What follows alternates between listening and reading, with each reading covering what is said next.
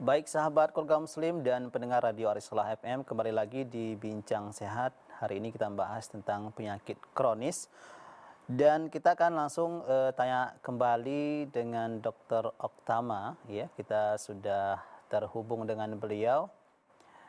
Halo, Assalamualaikum, Dok. Baik sahabat keluarga muslim, sebelum kita akan ngobrol kembali dengan Dr. Oktama. Nah, Dr. Oktama sudah menjelaskan beberapa penyebab ya bisa kita menderita penyakit kronis seperti itu, baik bagi usia yang produktif yaitu usia yang 20-an sampai 50 tahun dan di usia tua di atas 50 tahun. Ini penyebab utamanya adalah karena gaya hidup atau pola hidup yang tidak sehat. Dan ini kita lihat dan kita rasakan sekarang. Nah, ini sangat banyak sekali makanan-makanan yang tersedia. Ini semuanya banyak mengandung zat-zat kimia yang bisa menjadi faktor penyebab memicunya terjadi penyakit kronis. Nah, ini menjadi sebuah tantangan bagi kita saat ini di mana banyak sekali ya di sekitaran kita makanan-makanan yang lezat ya dan mudah didapatkan, namun kita harus ya tentunya menahan diri ya, tidak selalu mengkonsumsi. Ya mungkin dalam sepekan sekali tidak masalah kita mengkonsumsi sesuatu yang ya bisa dikatakan itu adalah kurang sehat seperti itu, namun jangan kita biasakan menjadi rutinitas kita. Ini yang menjadi pemicu terjadinya penyakit kronis. Baik sahabat keluarga muslim, kita akan langsung kembali terhubung dengan Dr. Oktama. Assalamualaikum, Dok. Ya, waalaikumsalam. Ya, baik Dok, kembali kita akan tanyakan kembali. Sebelum ini kita akan tanyakan mengenai bagaimana seharusnya seorang pasien penyakit jantung atau pasien penyakit kanker. Tadi dokter sudah jelaskan juga bahwasanya penyakit jantung, penyakit kanker ini merupakan salah satu adalah penyakit kronis, betul Dok ya? Iya. Baik, tapi sebelum kita jeda, tadi ini sudah ada satu pertanyaan nih tadi Dok, mengenai kebiasaan masyarakat kita mengkonsumsi beras, tepung, dan gula-gula. Nah, apakah ini betul Dok, ini merupakan salah satu penyebab juga ya terjadinya penyakit kronis? Bagaimana Dok? Oh, baiklah. Mungkin kan kalau kita membahas tentang eh, karbohidrat dengan glikemik yang tinggi, Iya. itu cenderung kita berbincang tentang masalah radikal bebas dan yang lainnya. Jadi kalau kita mengkonsumsi makan-makanan yang glikemik tinggi dan juga misalnya seperti gula-gulatan atau dia karbohidrat dengan yang berlebih, Iya. misal kita makan nasi campur dengan indomie, itu kan double-double tuh. Iya, betul Jadi Dok. untuk radikal bebasnya dia tahapannya itu lebih meningkat ketimbang dengan yang biasanya. Nah, jadi kalau dia intensitasnya seperti kayak konsumsi itu dengan tahapan radikal bebasnya yang lebih sedikit banyak, jadi kalau radikal bebas itu banyak di dalam tubuh kita, pengerusakan sel dalam tubuh kita itu pun juga lebih aktif. Nah, kalau dia aktif dalam rusak selnya, lebih cepat dia hancur, radikal bebasnya juga lebih banyak sering terpapar. Tadi salah satu faktornya tadi konsumsi yang glikemik yang tinggi dengan yang lainnya atau gula buatan. Nah, dapat mencetuskan salah satunya penyakit kronis ini. Oke. Jadi jawabnya ada kaitannya Dok ya? Bisa berhubungan tapi tidak secara langsung. Baik. Kira-kira seperti itu. Ya, baik, terima kasih Dok. Kemudian berikutnya nih Dok, mengenai penyakit kanker. Betul Dok, penyakit kanker salah satu dari penyakit kronis juga Dok ya?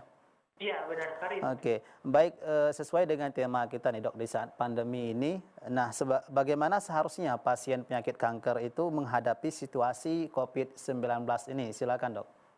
Oh, ya seperti yang kita ketahui kan, anjuran dari pusat dan juga rumah sakit kan, kalau bisa jangan terlalu banyak berpergian keluar rumah dan juga datang ke tempat praktek dokter umum dan juga rumah sakit.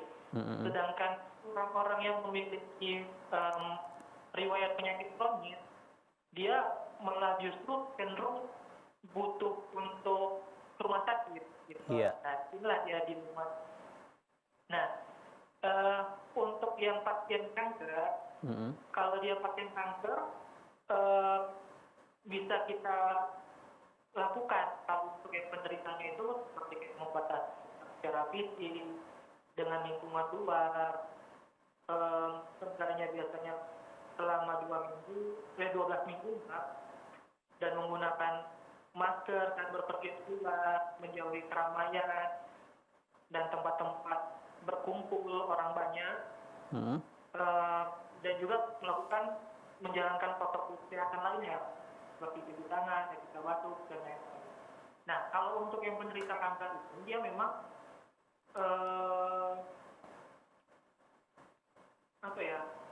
ada penanganan khusus seperti itu, Dok? Gimana, Mas? Ada penanganan khusus untuk mereka? Kalau untuk penanganan sepertinya enggak, tapi dia menjaga untuk pola hidup dan kesehatannya lebih khusus gitu. Iya. Oke, seperti apa misalnya itu, Dok?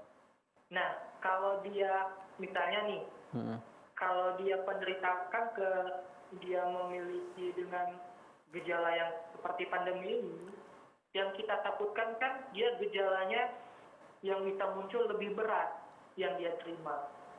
Misal, kalau dia berobat ke rumah sakit, dia kanker, membutuhkan kemoterapi.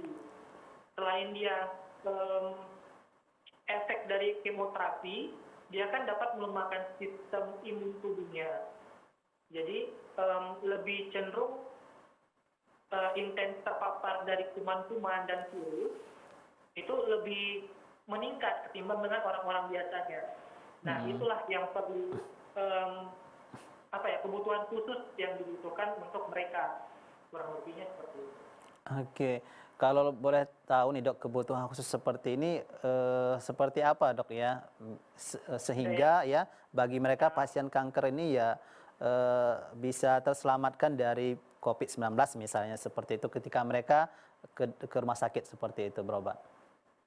Oh, jadi ya seperti yang saya bilangkan tadi tuh, Bang.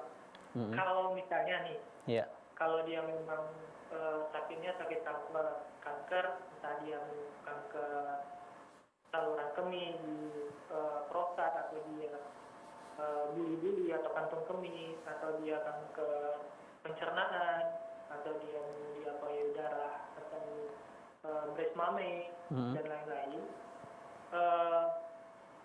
dia lebih cenderung menjaga daya tahan tubuh. Oke. Nah, menjaga daya tahan tubuh, misalnya kontak fisik dengan dunia luar, itu dia harus batasi. Seenggaknya orang yang berkunjung untuk di rumahnya, cuma orangnya yang itu aja, nggak ada tamu lain, gitu. Atau dia menghadiri misalnya seperti pesta, acara-acara di luar, seperti kegiatan RT, arisan dan yang lain, itu lebih baik tentu dia hindari. Gitu. Karena dia memang ada faktor komorbidnya kan, ada faktor pemberat seperti penyakit kronisnya ini tadi, yang dapat membuat dia daya tahan tubuhnya itu juga memang cenderungnya awalnya lemah, ditambah dengan intensitas kemungkinan tertularnya pun juga meningkat. Oke. Nah, apakah ini perlu ada pengawasan dokter seperti itu, Dok, untuk pasien kanker ini? Nah, kalau untuk pengawasan ya, kan seperti yang saya bilang tadi, sebenarnya dilema. Untuk rumah sakit kita dilarang dibatasi. Dan sedangkan untuk dia masih terus berhubungan terus intens dengan dokternya. Jadi mungkin bisa kita sarankan, coba tanya kepada bagiannya, misalnya dokter bedah atau OB, kontrolnya seperti apa, Dok? Apakah kita kontrolnya berkala atau seperti apa? Atau sekarang kan ada media elektronik yang bisa kita pakai untuk konsultasi dan berkomunikasi kepada dokternya. Misalnya saya mengalami keluhannya ini setelah dilakukan kemoterapi. Jadi apa yang sebaiknya saya lakukan terhadap penyakit saya atau sebagainya. Oke, jadi memang harus rajin-rajin konsultasi, tanya-tanya ke dokter seperti itu dok ya bagi mereka yang khususnya terkena penyakit kanker seperti itu dok. Iya, berkomunikasi dan juga ya walaupun nggak ketemu langsung tapi bisa melalui media sosial. Oke. Dan untuk protokol kesehatannya ini juga memang betul-betul harus diperhatikan dok ya. Iya, benar sekali. Oke, baik itu untuk pasien penyakit kanker ini dok ya. Untuk penyakit jantung ini juga termasuk kronis juga dok ya. Iya, benar. Nah, kalau untuk penyakit jantung ini itu seperti apa dok dalam pasiennya dalam menghadapi COVID-19 ini? Kurang lebih dia hampir sama ya dengan penyakit kanker tadi. Oke. Nah, kalau untuk yang sakit jantung ini, biasanya kan dia faktor yang mendasarinya kan ada riwayat hipertensi. Jadi faktor-faktor untuk yang hipertensinya atau obat-obatan yang dia konsumsi itu yang harus dijaga, gitu. Dijaga supaya memang ya dia nggak mengalami perburukan. Atau dia tiba-tiba sesak, atau dia tiba-tiba nyeri dada. Nah, obat-obatnya itu memang harus dikontrol secara rutin. Kalau dia memang mengharuskan untuk datang ke rumah sakit nih misalnya, itu wali pun tetap datang dan dia tetap buka, dokter-dokter sana tetap masuk gitu. Oke. Nah, apakah ada makanan tertentu atau aktivitas tertentu ya di saat COVID-19 ini bagi pasien penyakit jantung ini sebelum pandemi ini mungkin dokter membolehkan. Namun di saat pandemi ini apakah ada tambahan khusus seperti itu ini tidak boleh dilakukan seperti itu? Oh, baiklah. Kalau yang seperti itu kan kita lihat dulu sakit jantungnya itu dalam tahapan yang mana. Apakah dia gagal jantung, apa dia serangan jantung awal yang dia nyeri dada, sesak gitu, atau dia memang tidak bisa aktivitas berat gitu. Kalau dia memang dikategorikan tidak bisa aktivitas berat, yang ada misalnya gejalanya gagal jantung, kakinya bengkak, terus dia kencingnya yang keluarnya sedikit, terus mau jalan sedikit aja ke kamar mandi pun dia udah sesak, apalagi dia tidur pada saat istirahat, dia harus menggunakan 2-3 bantal saat dia tidur, nggak bisa tidur terlentang. Nah, yang seperti itu biasanya kita anjurkan untuk membatasi aktivitas fisik, gitu. Cenderung tidak boleh dia untuk berolahraga, malah dia lebih banyak beristirahat dan konsumsi obat. Oke, baik itu hal-hal yang, iya dok. Untuk sakit jantung atau dia misalnya hipertensi dengan yang lain, nah, itu kan bisa kita seperti kayak senam jantung, senam diabetes kan banyak tuh.